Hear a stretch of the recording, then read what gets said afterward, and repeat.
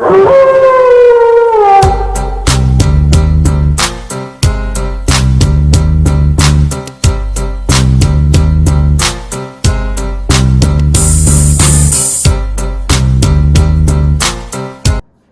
up, y'all know what it is. Y'all heard what I said. Wrestling Pod. These are details. And during aka they don't want none. Yes, sir. Impact Wrestling. Yeah, I go. Man.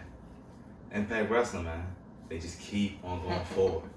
Started off hard to kill. Then we try to get them to surrender, but damn it, now it's time for a sacrifice. It's a special. Yes, sir. Live on Impact Plus Fight TV. It's Impact's Sacrifice. And they had another damn good card, and we ain't gonna play with y'all. The first pre-show match. It was a singles bout between Lady Frost and the quintessential diva, Giselle Shaw. Now, this match was better than I thought it would be, and I honestly thought because she was the newcomer, Giselle Shaw would get the win. But after some back and forth and a beautiful ass spinning like 720 moonsault, it was like a reverse black arrow.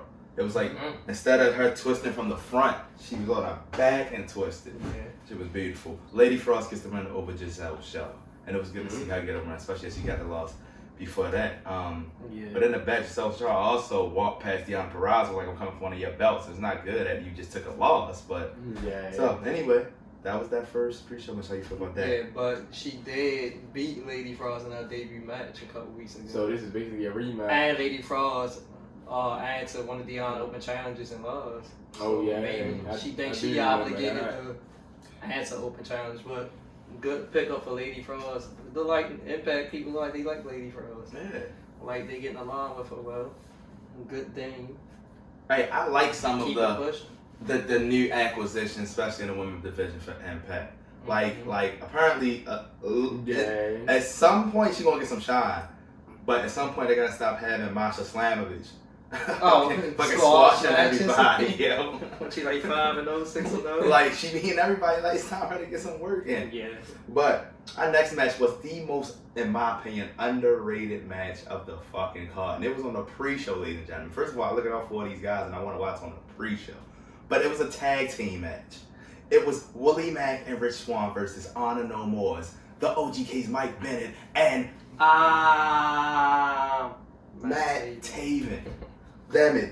This match was good as shit. I don't know why it was on the pre-show, but at one point, you seen fucking Mike Bennett do a fucking dive. And then you seen fucking Willie Mack do a dive. And then you seen Matt Taven come over the trim with a flip. And then here comes Rich. All four of them motherfuckers end up doing something that was a high-flying maneuver. This was a good-ass match.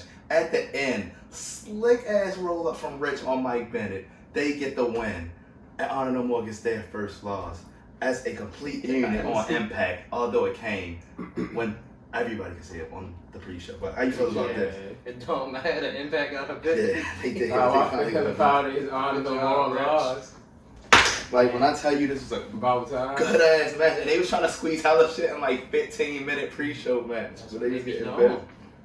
I like it. Rich.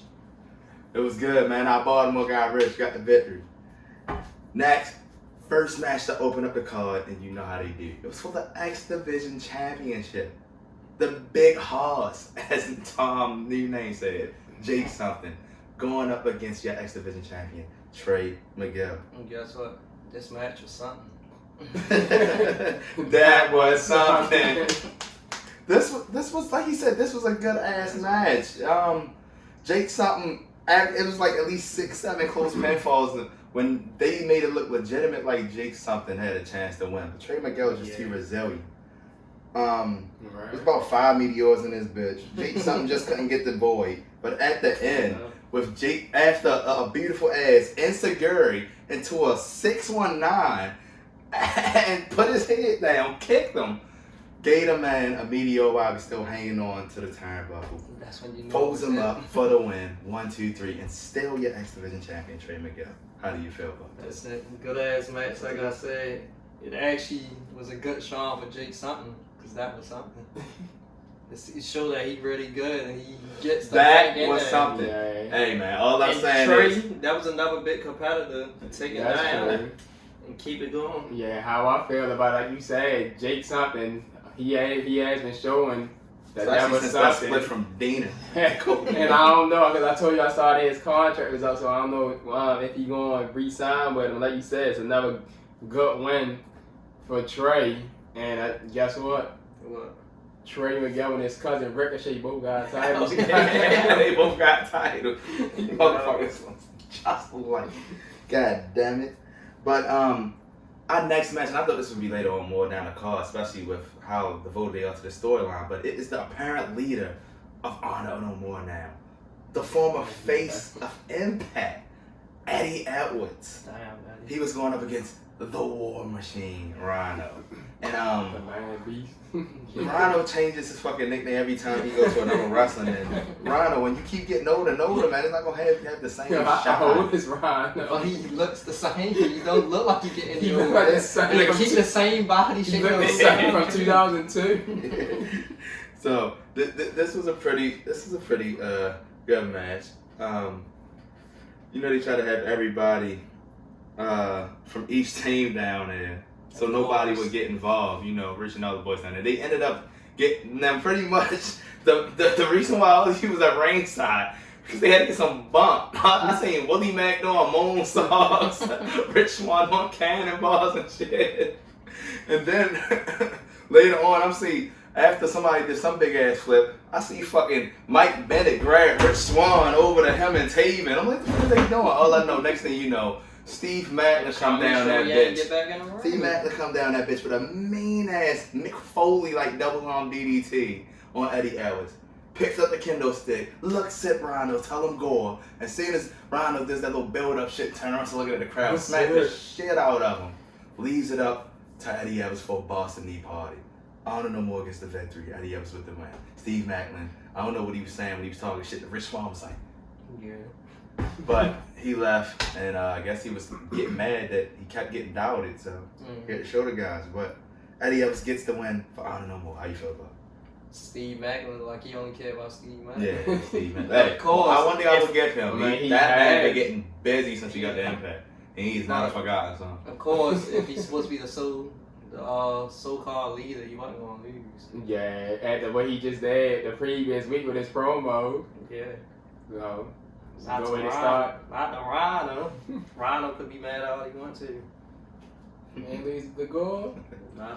He ain't getting a chance to get it.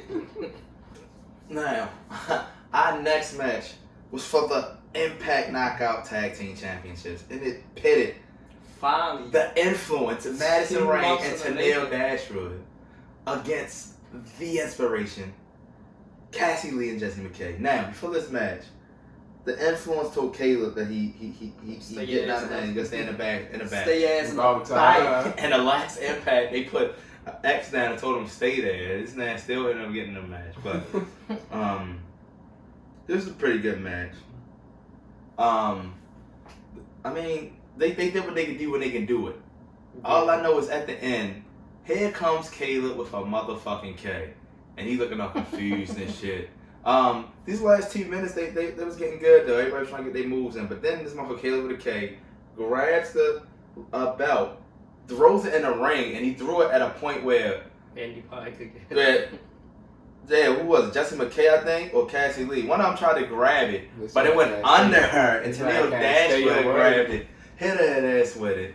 Penta, 1, 2, 3, and your new Knockouts Tag Team Champions, the Influence. Madison Rain got a belt. Madison Rain is back again for like a 4th time. So He now got you another belt. Tennille got a Nice, we belt. got another belt. How y'all That's feel? Tennille first belt. How do y'all feel about this match? I guys? feel the Influence should have won. He's supposed to win. The Inspiration that was keeping the titles hostage for 2 months. And they won. How Yeah. I feel like Darren said the same thing also. They finally did something useful for Caleb with a K. Yeah, he ain't finally. Because he been with them that long, and now they finally became the tag. Look how long they've been with each other, and now they started the as tag team Tennille, cameraman. cameraman, All to the fight time. matches with him. And Tennille got a title. They got some titles. Caleb with a K. The influence is in full effect. You heard what the man said. You You heard what he The said. influence. Now, before our next match, for no random reason at all, we had the most professional wrestler at his ringside of his table. And you knew what was going to happen. It was W. Morrissey. He came down there. He was ready to powerbomb his ass through that table, but he got away. So that left the security guard to get the BQE through the table. He got fucked up. And that's all we needed. We just needed a little bit of Morrissey.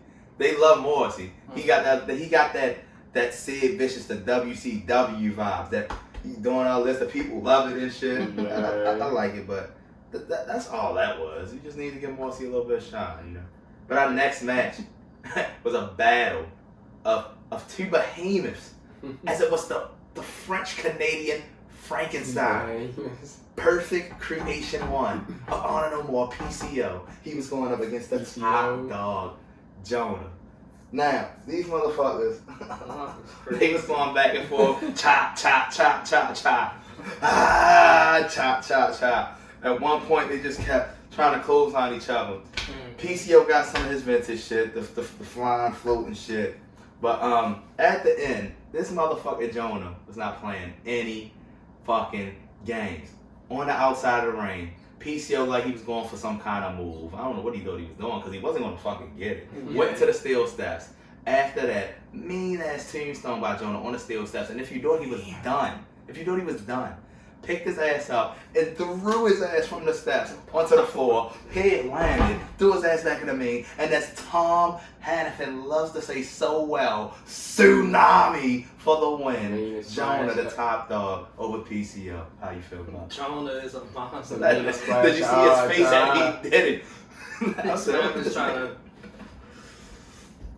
Oh my god, that was a good match, man. He on the road. PCO ain't want no doctor's help at the end of the match. He actually got up. When he did the splash, he just did the. He landed right on his. He was still laying on his back, and he went on the top fall. Another Impact person took down the Honor No More person. Yeah, that's a big win for Jonah since they like PCO so much and respect him. You right. But ladies and gentlemen, the next match, in my opinion, best match of the night, and it had two of the world's best professional wrestlers in it. Ladies and gentlemen, we are in the Bullet Club era. It was King Switch, the leader of the Bullet Club. No more throwing it down. No more throwing it down, baby. It's back up again. It was the leader of the Bullet Club, King Switch, Jay White. He was going up against his former mentor. The guy taught him so much of everything he knows in pro wrestling. One half of the Motor City Machine Guns, Alex Shelley. Alex Shelley got a lot left in the tank, man. This match was all over the place, man. But Jay White got tombstone on the outside, some kind of pile driver on the outside. That shit was nasty, man. All I know, these motherfuckers kept trying to reverse each other moves. Yeah. My man, Alex Shelley got the Motor City switch like 3-4 times. But Jay White wasn't having that shit. I think he has to the Blade Runner on. He did. Jay White went for the Blade Runner. Alex Shelley reversed, they got his own Blade Runner. He kicked out. But you know that's not enough to take down King Switch. At the end, he still ended up getting his ass with his own Blade Runner. And Jay White, your winner of a good-ass instant classic on Impact, man. How y'all feel about this? A lot of near falls in this match. How I feel about this, I love the way Impact always incorporate their new people. Oh, give them good matches. Damn, we don't want no squash matches unless you match a Slamovich. Or if it's like people that's debuting, they give them good matches. Yeah, man. That's how it's supposed to be, man. We don't expect you to go undefeated in your first 10 matches. You can get a loss or two as long as you fighting legitimate people. Like, I'm not mad at Jonah with his one loss to Alexander. I'm not mad at that. That was a big time match. Yeah. But you done destroyed everybody else. Everybody else. And seeing Johnny Swinger last week. I like that shit. But our next match is a Matthew Ray Walt loves to say every chance he gets. It was our champ challenge. It was your Ring of Honor World Women's Champion. Your Reina Del Reina Triple I Women's Champion. It was the Virtuosa Deonna Purrazzo. With our champ challenge. And who answered that challenge? None other than Chelsea Green. Which was interesting to me. Because she's just as mid as her husband, Mid Cardona, to me. But anyway. Mid-card Chelsea. This was a pretty decent match. But at the end, as Deonna does so well, Chelsea had some kind of way, and Deonna just grabbed her arm And it made a beautiful fucking noise that made it look like Chelsea was really hurt. She injury prone. Yeah, she definitely is. And after that, it's not much else that can happen. Because, what's that, the Venus del Milo? Once the Venus del Milo gets in, there's nothing you can do. It's hard enough to get out of one cross arm breaker. If you like both arms, it's over. The Virtuosa still a double champ. Just waiting to see. And I hope that wasn't that same arm for Chelsea. No, it was the same left arm. It was the same left arm.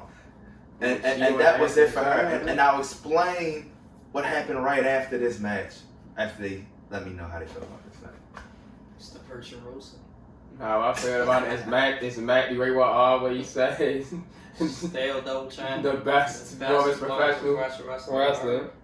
And I think you might be right, man. Because ever since she left WWE, every match, sensational. Yeah, every match. Damn, sensational, man. Damn. But, as you see, Chelsea was hurt. And right after that, Hardcore Country had to come in there and check on her girl. They brought her an ice pack and shit, all this extra shit. But 5 seconds later, the Boricua badass, the #1 contender, Tasha Steelz, her music hit. She comes out with Savannah Evans. She ready. She hype. She all this. She ready for a title shot. Mickey James trying her best to continue. She ready for a title shot again? Yeah. She trying her best to continue to check on Chelsea. But she got to get her fan focused. And for some reason, for like at least 75% of this match, Chelsea Green was still down at ringside. I don't know why. But you know, you got your vintage cheating from Savannah Evans. She got a big boot in one time. But at the end of the match, when Mickey was at the top, Savannah Evans came up in there to cheat. She got kicked down. And then Tasha was up there with her. All up there. Anyway, it was a fucking RKO out of nowhere from Tasha Steelz on Mickey, and she looked like she tried to jump for a meteor that wasn't there. And she did not get out. 1, 2, 3. You're new, and only your third Black Impact Women's Champion in history. Tasha Steelz, congratulations on the victory. How did y'all feel about that guy? Once I saw when that first Woman Ultimate X match, I knew she was going to get the title. Yeah. I thought she was going to beat Mickey the first time, but I guess they felt like they needed a win over each other. It's long overdue for her, but I gotta counter that for Darn. Why didn't she just win it? No surrender. I don't know. I told you, they probably felt like since that was her first time versus Mickey, they probably felt like Mickey needed a win over her. Yeah, Darn knows stuff. I give you that. I thought Tasha was going to win. I was surprised when Mickey won the first time. Yeah, when I saw that Tasha was the #1 contender, and I was like, it's over. But I like this because Tasha should have a decent heel run. With them throwing faces at it, they're probably not even supposed to get title shots. But it's gonna be interesting to see what goes on. Tasha Steelz, your new Impact Knockouts champion. Our next match was for the Impact Tag Team Championships, and it was violent by design. Big Joe Dawn, EY going up against the Bullet Club, a couple of good brothers. Your Impact Tag Team Champions out there with Chris Pay. It was a pretty good match. You know, you got 2 big behemoths and the big LG Doc Gallows. You got Big Joe Dawn. EY's a crazy motherfucker. There was a lot of hot tags where when one guy got in, they got a nice flurry, and then somebody fucked it up. Then it was a rest hold. Then it was another tag and another quick flurry.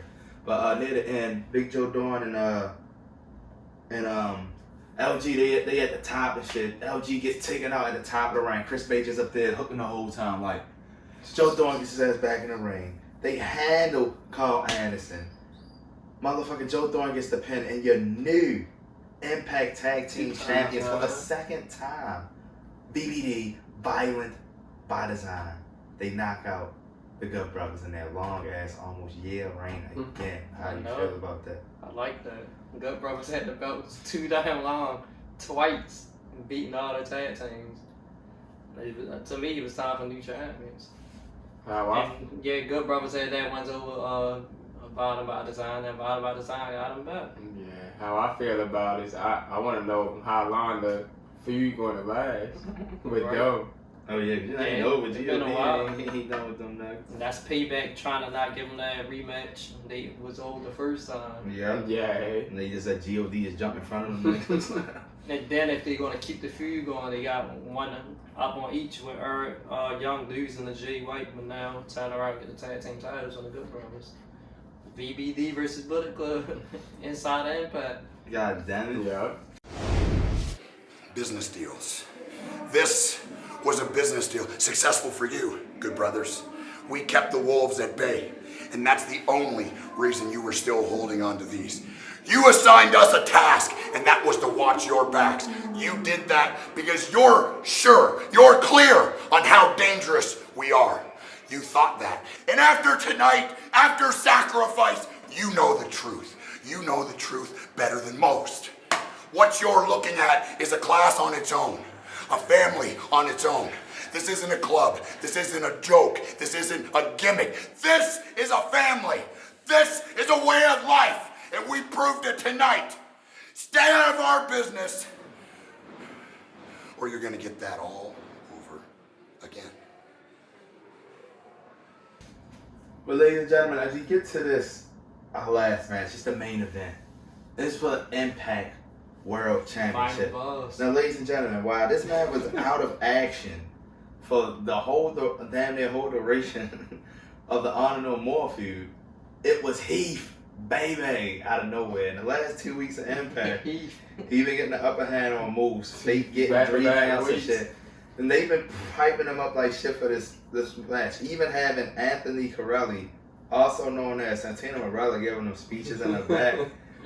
So now we got Heath in this match. He's going up as Darren said, the final boss, the leader of the Moose Nation, yet Impact World Champion, who's had a good string of opponents in this ring. But there was not a doubt in my mind that the leader of the Moose Nation would not retain this championship. Now Heath did all he could do. Yoranagi's on the outside apron and all that. He had he tried to get back in the match. He got a couple of finishes, tried to get himself in it, but it was only a matter of time before a spear from the leader of the Moose Nation retained him the championship. But damn it, we wasn't it. Because it was the return of Josh Alexander right after the match, and he delivered a C4 spike to Moose.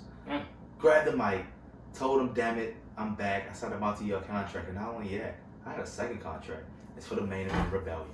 I want my title match, and I'm getting my title match. Moose, Josh Alexander. Is this the end of the Moose World title? I think so. And how do you feel about this, man?